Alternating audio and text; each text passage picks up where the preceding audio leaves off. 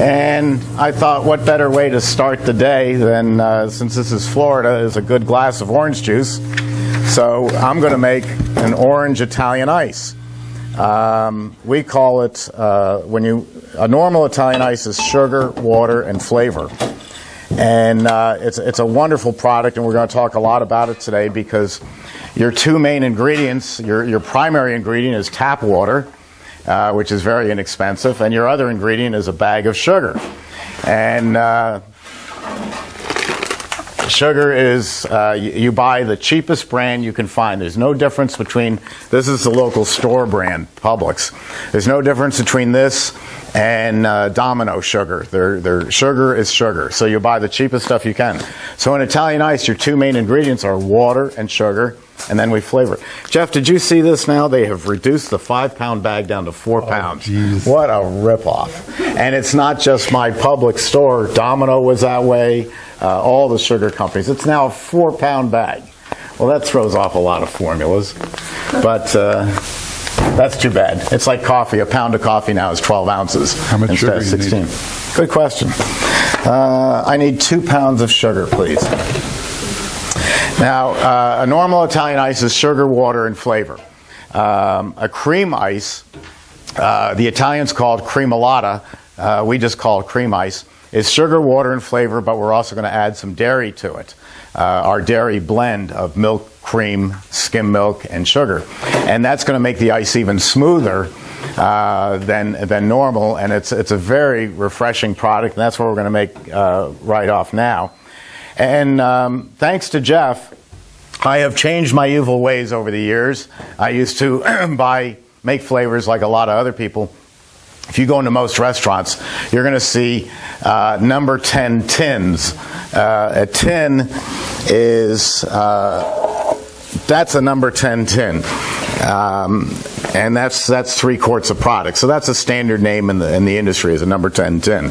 Well, instead of using these, again, thanks to Jeff, we changed the name of this performance from Lunch with the President, me, over to, that's good, Make It Fresh. 2 pounds? 2 pounds.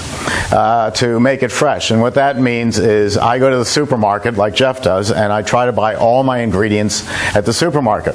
So I've got frozen orange juice. I like the Minute Maid country style because it's got pulp in it. Well, I just said make it fresh. Why am I buying frozen concentrate? Because something I learned moving from the Bronx down to Florida is the growing season for all fruits and vegetables is very limited range. Oranges are actually pretty large. It's late November until the end of March. The oranges, if you live down here, nobody buys oranges in late November. They're bitter, they're awful. The ones in late March are like eating candy, they're so sweet. So since you have to have orange juice all year round, companies like Tropicana and Minute Maid blend the oranges. They take the November, December, January, February, March, and they blend it all together so it has one particular good taste. But that's how they get the volume that they need. And so what's in here is a blend of all those different months. So I'm going to get a better Italian, and I have to have consistency in my product. It's got to be as good today as it's going to be in August. So the way I get consistency in this particular flavor is using the frozen concentrate. It works very well.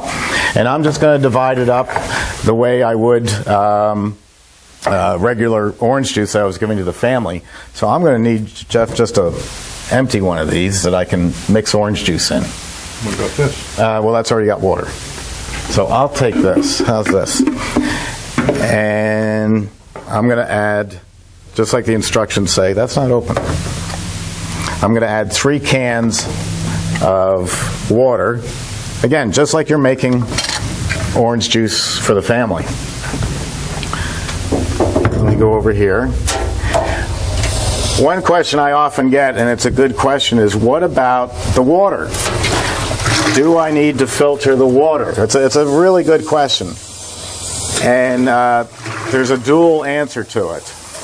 And that is, It depends on where you're selling. We're in Brooksville, Florida. Brooksville, we have cows and horses and pigs and turkeys and me. And that's about it. There's not a lot here. So if you come to visit Brooksville, you're probably not a tourist. You're probably a family member, or you've lived here all your life. If you've lived here all your life, you've drunk the water here all your life. To you, that water tastes just fine. To me, as an outsider, it tastes horrible. It's got so many minerals in it. It's like eating liquid or drinking liquid rock. I hate it. But if I'm going to sell this product to the people of Brooksville, I don't have to filter the water because it's a water they're used to. Now, if I go down to Miami, everybody in Miami is from New York. And so I need the water to taste like New York would. So there I would use a filtered water. Let me just make up another batch here. 6 quarts of water. What's the formula say? I'm going to use all water or all juice on this one, Jeff. See, I modify as I go along. So this recipe is fresh, 6 quarts of fresh squeezed. Consistency factor you just mentioned is out the window. Consistency of what? Of product day to day, and you're going to wing it now. No, I'm still using frozen concentrate only. Right. So that's consistent. What am I missing? Nothing. It's still orange juice. Oh, you mean my formula? Well, that's my right as the person making it to modify it as you go along. But Jeff brings up a good point. The good point is keep your formulas on cards. Yep. And laminate them and keep them in your file box so that next year it's the same ice cream that you made this year. Yeah, it's rare, but Jeff is absolutely right. Once you come up with a formula that you like, and Jeff says put it on a file card, that really is important. McDonald's is, I'm going to get in trouble. But it's not important to you, obviously. No, it isn't. But McDonald's, I think, is a lousy hamburger. But it's the same lousy hamburger here in Brooksville as it is in Miami or Chicago or Moscow. When you go into McDonald's, you know what you're going to get. So what Jeff is saying is we want to have this to taste the same. Maybe you only go to Cape Cod once every 2 years, and you go to Four Seas Ice Cream, and you love their mint chip ice cream or their cream ice. You want it to be just like you remembered it last time you were there. Okay, so I have a little over 4 quarts here, so I'm going to cut back on the sugar by a little bit. Okay. Yes. You allow the orange juice to defrost. Can you put frozen, like when you do the strawberry? You bet you can. Oh yeah. Frozen in the machine. Yep. Absolutely. You can throw. Better to let them. No difference. Frost or no? Yeah, it won't make any difference. There are some products though that. If they're frozen, well, like you're going to see us use a dairy product in a little while. That, if I have frozen in the freezer, has to be absolutely thawed out. Otherwise, ice crystals are going to go right into the ice cream from the product. But no, it doesn't matter if I thaw the fruit or not, because it's going to thaw right away. In this volume of water, any frozen fruit is going to thaw very quickly. Now, I had to go get the ice cream mix before I forget it. Which I did one time, didn't I? There is a product that I use on a on a daily basis, and you can take frozen strawberries. I don't use strawberries, but I use frozen cherries, and put them in this device that I'll tell you about, and it will puree them, and then you can add that to the mix or your recipe or your formula. And it's a nice $79 fix. That's the best product in the whole world.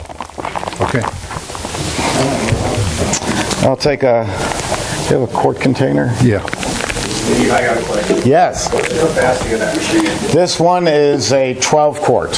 What do you need, 1 quart? 1 quart. Now, You want to fill it when you want it? no, we do. The way we rate machines is different from everyone else, and I think everyone else is just terribly wrong. I'm looking for my rock salt and ice machine. I put It's it over down there. Okay. Let me get that, and I'll explain to you what they do.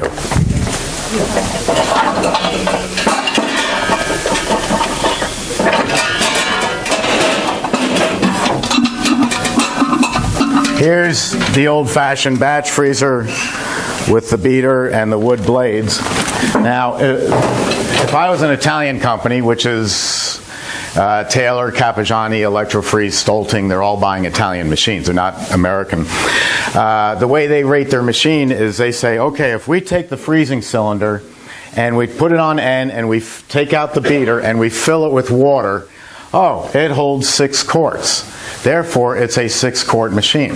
That's very dishonest because it's never going to make 6 quarts. You've filled it completely with water.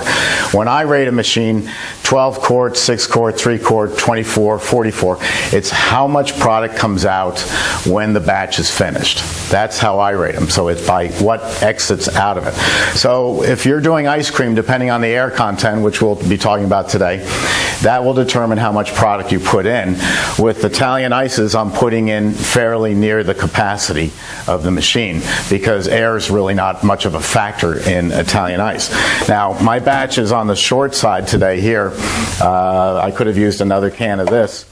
So I'm going to be a little bit less than the full capacity of the machine. So other than candy and stuff like that, you pre-mix pretty much all the liquids before you dump that? The liquids, yes. My sugar and water, absolutely yes, because sugar and water, sugar can be extremely abrasive, and you don't need to do that. But for ice cream, no, you don't have to pre-mix anything. But Italian ices, yes, you do. So I'm just putting this together. It's just a few simple parts. Close it up. Everything on Emery Thompson fits perfectly, so if you're having a problem, you're doing it wrong. Now, my hands have been all over that, so we're going to sanitize this machine first and kill off any bacteria. So let me just mix up a little sanitizer.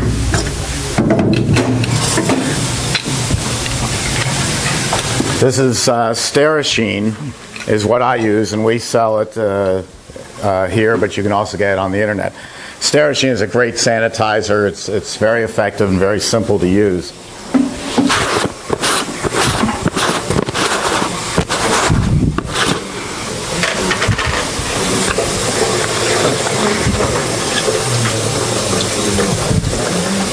Comes with a measuring cup, so you're good to go. Ooh. Nice, huh? Now, when you're using any kind of chemical like this, after you've used it, put it away somewhere. Just put it out of arm's reach. That way, you don't have to wake up at 2 in the morning and say, oh, did I put in lemon powder into my lemonizer, or did I put Sterashine in? You know, they're both white. They look very similar. You don't want to make that mistake. And actually, when they do your health inspections, you're not allowed to keep any of that in the same room in your kitchen. You can't keep, like I do, the Clorox under the shelf in my kitchen. You're not allowed to do that. Can you sanitize that with Clorox? Yes. The recipe or the formulation is 1 cap, not a cup, a cap, the bottle cap, 1 cap of Clorox to a gallon of water. But take the Clorox out, because there's a product that other people use in Italian ice, which is on the cheap side, called citric acid, and it looks just like Clorox. And I don't want to wake up in the middle of the night and say, did I put Clorox in the machine, or did I put my citric acid? They look at Clorox as like a food edible product that you want to put in them. Clorox is not a food edible product. And they still let you sanitize with it. Yes. In fact, if you own a swimming pool, what do you put into it to kill bacteria? Chlorine. So, but it's so incredibly reduced down. Yeah, but you do. You know, you watch a little kid or a dog, and you'll see they do. But it's so reduced down. When you buy a bottle of Clorox, it's a 50-to-1 reduction. And when you put it in your swimming pool, it's about 1,000-to-1. So it's a good product, but it's not what I would want to use. Besides, every once in a while you get a health inspector who is not really up to par, and they see Clorox bleach, and they go, oh my God, you're putting Clorox in your machine. And when I was younger, I used to try to explain, yeah, but what do you think you put in a swimming pool? I've given up that battle. I buy Sterashine. It's what they prescribe. It's simple. I put for a steak, they're real funny about the blood and blood like that and stuff. Don't use Clorox, they freak out. Oh, you got to use something a biodegradable. That's right. So the bottom line is you do what the health department says. I mean, that's what it comes down to. Okay. Now, I like to keep the Clorox water off to the side. We may need that container. Water? The sterile water. The sterile water off to the side so that anything that's going to come in contact with the product, like a spatula, now that's cleaner than it was. Don't forget to close the gate. I mean, there are times that I'm up here and I'm pouring the product in, it's going all over the floor, and I go, what the is going on here? And it's because I left the gate open. The barrel is pitched forward. Even when the machine is level, it's pitched forward, so it's all draining out completely. So for now, I'll put that off to the side, and we'll pour our product in. I'm going to pour the mix in. That's a dairy there? This is a dairy product. It came out of the cow yesterday, and it is a blend of milk, regular milk, cream, skim milk is the secret ingredient, and some sugar. And the dairy puts that together for you, and it's a lot easier than me doing it, because if you've got to make 20 gallons of ice cream today, try going out and buying enough cream at the supermarket. You'll go broke buying these little tiny half pints.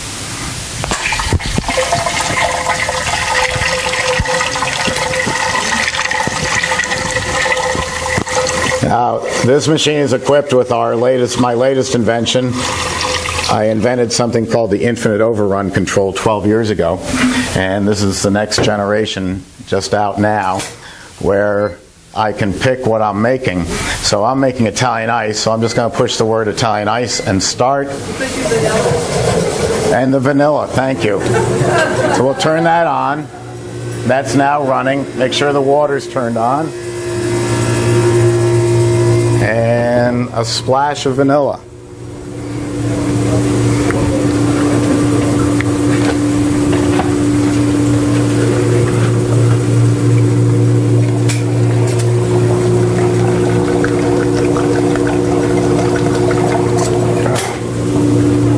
As far as measuring, I once watched a chef.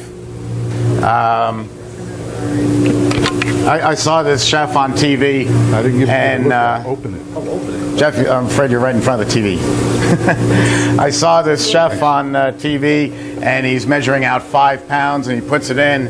He weighs it like this, thinks about it, gets rid of some. Perfect. Then he pours it in. It's all hype. It's he's just doing it for fun.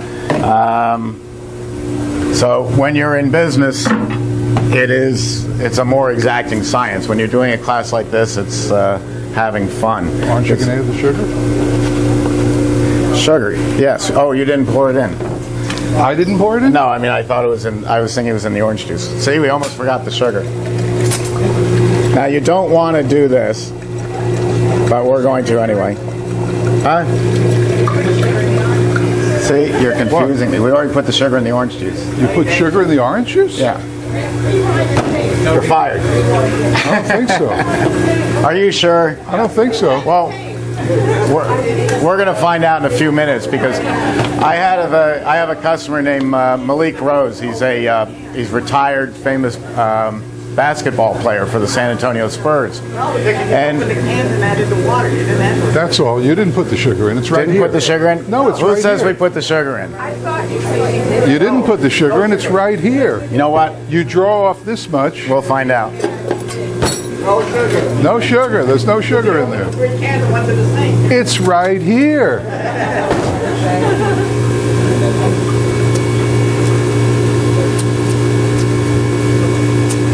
Hard to tell. It's right there, the sugar. Hard to tell was a cover-up. All right, if this is incredibly sweet, we'll know who to blame. It's not that you draw off this much. Okay, but let me just finish telling you about Malik Rose, because it goes to talk about self-diagnosing the machine if you have a problem. With all our machines that we sell, I give out my home telephone number. I don't think you'll find anyone else in the industry who'll do that. It's area code 914-643-7391. I'm CEO of this corporation, and I give out my home number. You can call me up until 9 o'clock at night Eastern Time. You can call me on weekends. You can call me on holidays. We're going to make a product this afternoon, chocolate Italian ice. I was floating down the Intercoastal Waterway Christmas Eve, and a gentleman calls from Bolivia and wants to know how to make New York-style chocolate Italian ice. So I told him how to do it, and why do I do it? Because now I know there's chocolate ice in Bolivia. I think that's a lot of fun. But we also have here, it's called a QR code, and all you have to do is take your smartphone and scan it, and it'll take you right to the Emery Thompson Help Desk, which is a bunch of videos of the most common things that you're doing wrong, like leaving the sugar out. And that's helpful. Plus, you can call our factory and you'll get right away to an engineer, or to me, or to any of my other staff. But Malik Rose, he's had the machine for 5 years, he's running it, and he calls up 8 o'clock Saturday night and says, "Steve, my machine is banging and clanking and making terrible amount of noise. What's wrong?" So I asked him a few quick questions about it, and I said, "Hey Malik, what are you making?" "Oh, I'm making cherry Italian ice." "Taste it for me. What's it taste like?" So he tastes it and goes, "Oh, it's awful. It tastes like water and cherry juice." I said, "Malik, you left the sugar out because it should have been sweet. And so without the sugar, it's going to freeze to the walls like a giant ice cube." So there was nothing wrong with his machine. There was something wrong with the flavor, with the formula. And we see that happen. That's why I give out my home number, because we all do make mistakes. You get working... Did you tell Malik to put his recipes on cards? I don't think you tell Malik anything. But that's the kind of thing that we hear. Or this particular machine is cooled by water. The engine is cooled by water, the compressor. And a customer calls up, and if you have a machine and you have a problem, the first thing I'm going to ask you is, when did it last run right? This is a true story. I asked the guy, when did it last run right? He said, it was running just fine before the building got struck by lightning. And I said, really? So your power's out? He said, not me, the whole street. In fact, I think the whole town is out. I said, that's probably why your machine isn't running. There's no power. So I get a kick out of the phone calls, and that's what we get. On the water one, the person again, when did it last run right? It ran fine last night, but it's not running today. Okay, did you clean behind the machine last night? Oh, we have this great cleaning crew. They come in, they move the machines, they clean behind it, they put the machines back. I said, go check the water lines in and see if maybe the wheel is stepping on the water line, cutting off the water supply. The compressor will overheat, it'll protect itself and shut down. That's the kind of things that we can do over the phone, where other companies, you call them up on a Saturday, you won't get them. When you finally do get them, they say, oh yeah, we'll send out a $200 an hour repairman, he'll be there on Wednesday. And so the guy comes, he changes a $300 expansion valve in his Taylor or Capajani, sees that the machine is cut off to the water supply, moves it a foot, makes product, it runs fine, you think they're a hero. There was never anything wrong with the expansion valve. So that's what we try to do here, and I think we're pretty successful at it. This will take, the higher the sugar content of a product, the longer it takes to freeze. So machines are rated by how long to make vanilla ice cream. And on average, it's about 8 minutes. Everybody does it differently. Jeff and I pull products at different consistencies, and that's fine. It's like baking. You know, there's no hard, fast rule. When Paula bakes cookies or bakes a cake, she sets the timer for 23 minutes, and then when the timer goes off, she doesn't pull the cake out. She checks it with a knife to see if it's ready. It's a good approximation. So everybody does it a little bit differently, but the higher the sugar content, the longer the freeze time. So vanilla ice cream is going to be 8 minutes. Strawberry ice cream. Strawberries, what are they? They're sweet. It's natural fructose. So strawberry ice cream will take a little bit longer than vanilla because you've added more sugar to the formula. At the far extreme, you have Italian ice, sugar, water, and flavor. And so there's no dairy in there, but it's very high in sugar, as you just saw. So with the high sugar content, it might take 18 minutes to freeze as opposed to 8 minutes. We're about to have an overload here. What happened there? Oh, I have the return water coming in here, but the stopper okay. was in. That's all right. We'll let that go. I'll fill that one with. Okay, so that's nice warm water if you need it, though. Maybe we'll use it to drain. Maybe I'll use it to rinse. Yeah, but it's going to overfill. Okay. Well, let's do it. Here we go. I'll take that for us. Any questions so far? Yes. Can you, like, if you wanted to make, like, Coca-Cola, Italian ice, or something like that, carbonated water? Can you use, I forgot to tell you, we're going to repeat the question because the camera can't hear what they're saying. The question was, can you use carbonated water or could you use a product like Coca-Cola in the ice? You could, but it's going to go flat right away. If you take carbonated water and put it into a bottle, not the full bottle, but say fill it halfway and shake it, it'll lose its carbonation very, very quickly. So no, you're not going to get carbonation. But well, of course not. But you'll still get the flavor of the. You end up with the Coca-Cola flavor, but you don't have the carbonation. Years ago, 7-Eleven had carbonated slush, and those were machines that actually injected CO2 gas into the product while it was being made. But otherwise, no, it'll go flat on you. And if you want to do Coca-Cola, the easiest way to do it is there is a product you can buy at the pharmacy called Coke syrup. And it's good for indigestion, and you can pour that in, but that's not one of my favorite flavors. There are 3 levels of Italian. Oh, yeah, there's another question over here. Yes? A quick question about the product. So, let's say the typical time to make Italian ice is like 8 minutes? No, Italian ice is about 18 minutes. Oh, 18. Ice cream is 8 minutes because ice cream is low in sugar. So what happens if you run for like 16 minutes or 20 minutes? Will that make The question is, if you are making Italian ice and you go over and you pick up the phone and you start talking to your girlfriend, or you have customers out front, I'm sure Jeff will tell you, when you're making ice cream and ices, you're making ice cream and ices. You're not serving the public. I'm not taking sales calls from Paula. I'm not going over somewhere else. You are working with the machine. That's your job right then. If you walk away from the machine, it's going to get colder and colder and colder, and then we have electronic safeties in it that will shut it down. You'll come back to a frozen solid machine. So unless you want to come back to a frozen solid machine that you have to take apart and start over, your job now for the next 2 hours is to make product and to watch it, not to be doing other things. That's a big mistake in business. Agree, sir? Now you can take it out at different times.